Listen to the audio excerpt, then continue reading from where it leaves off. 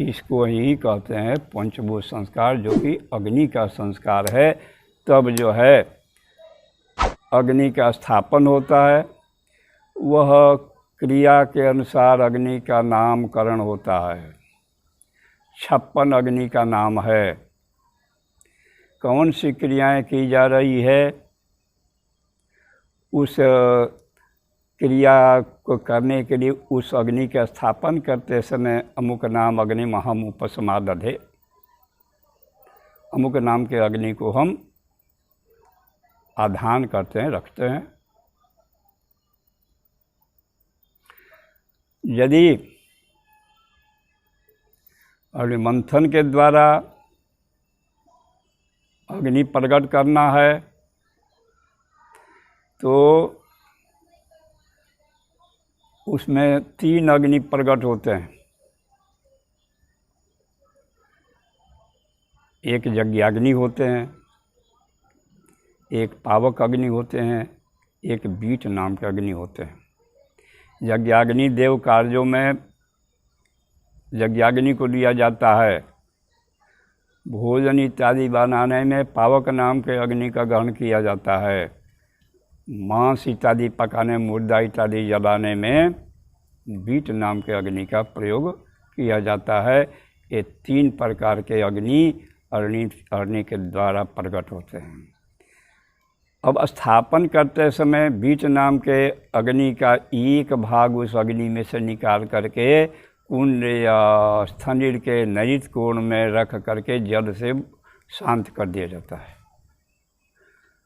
अग्नि का फिर इसके बाद अग्नि का स्थापन करके पावक नाम के अग्नि को जिस पात्र से अग्नि का स्थापन किए उसी पात्र में एक भाग दे करके उस थाली में रख दिया जाता है। उनको शांत नहीं किया जाता, स्वयं शांत हो जाते हैं। और यज्ञाग्नि से यज्ञ कार्य इत्यादि किया जाता है। अग्नि स्थापन के बाद यदि मेखला बना है, स्थंडिल तो है परंतु मेखला जोनि युक्त है स्थंडिल, एक मेखला है तो ब्रह्मा का स्थापन होगा या विष्णु का। 2 मेखला है तो ब्रह्मा विष्णु या विष्णु ब्रह्मा रहेंगे। 3 मेखला है तो ब्रह्मा विष्णु महेश या विष्णु ब्रह्मा महेश का स्थापना होगा मेखलाओं पर। 5 मेखला है तो ब्रह्मा विष्णु रुद्र गणेश और वरुण 2 देवता बढ़ जाते हैं। तो उन मेखलाओं के देवता का एक मेखला हो तो विष्णु या ब्रह्मा का वाहन करे, योनि पर अंबिका का वाहन करे, और पंचोपचार पूजन करे।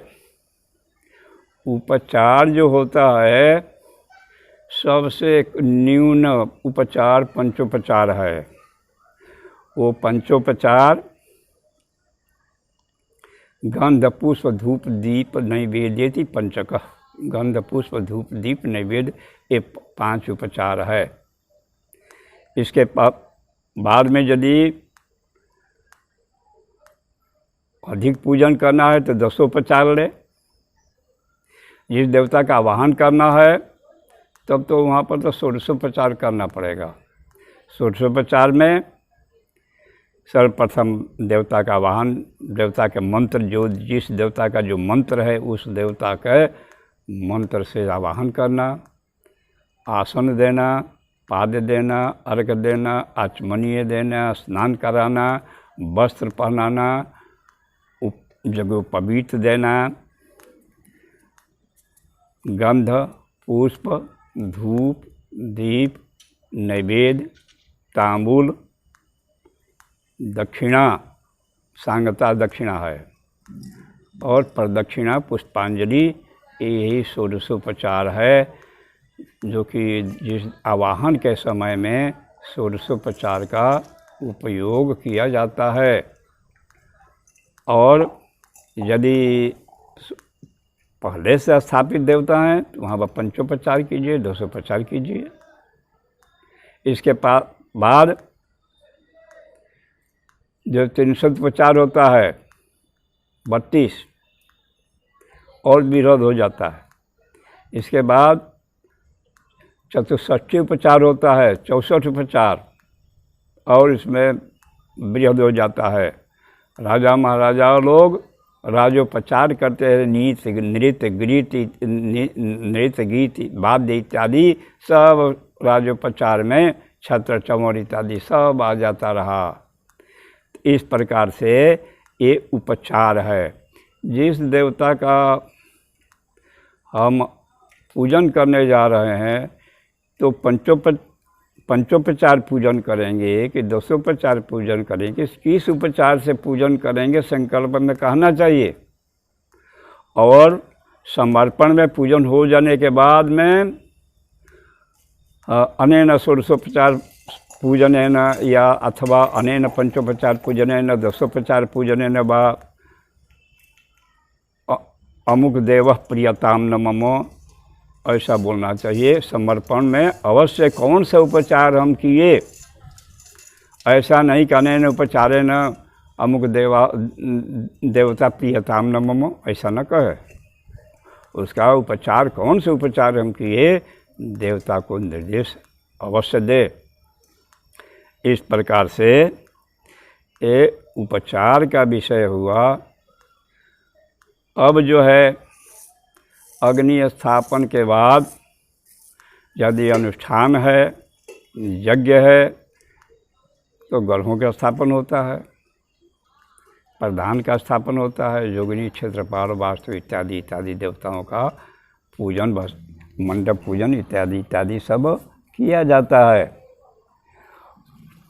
और जहाँ पर मंदिरों में अनुष्ठान किए उस अनुष्ठान में जितना जप हुआ, उस जप में का होम देवता के लिए द्रव्य प्रदान करते हैं कुंड स्थल में, वह उसकी जप की विधि जो है कितना होम होना चाहिए इसकी भी विधि है। प्रथम विधि है जितना जप किए उतना ही आहुति होम होना चाहिए।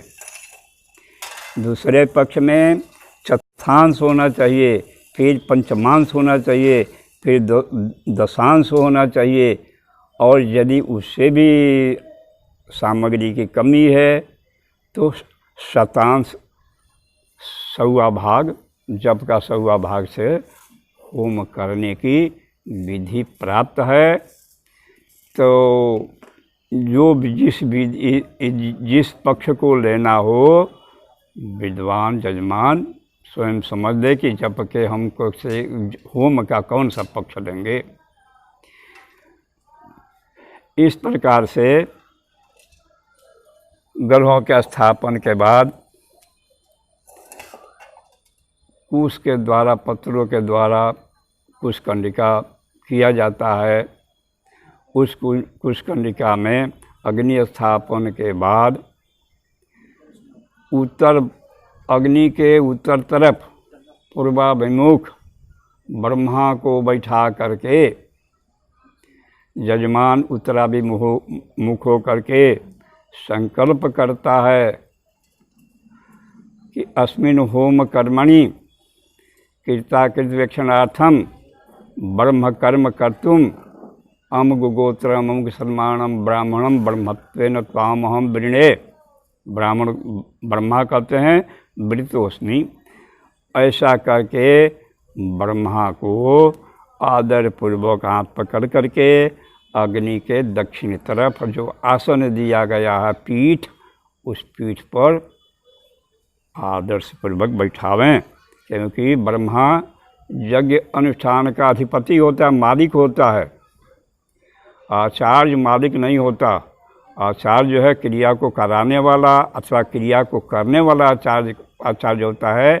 उस अनुष्ठान के में कौन से अधिक क्रिया हो रही है, कौन से कम हो रहा है, कौन सी क्रियाएं छूट रही है, इसका जो है देखभाल करने का ब्रह्मा का काम है।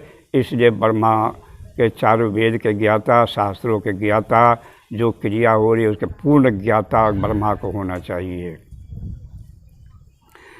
जो भी शास्त्र इत्यादि में, शास्त्र में, वेद में कहीं उस क्रिया में संदेह उत्पन्न हो गया तो प्रश्न उत्तर ब्रह्मा से किया जाता है, आचार्य से नहीं किया जाता। आचार्य तो क्रिया को कराने वाला है।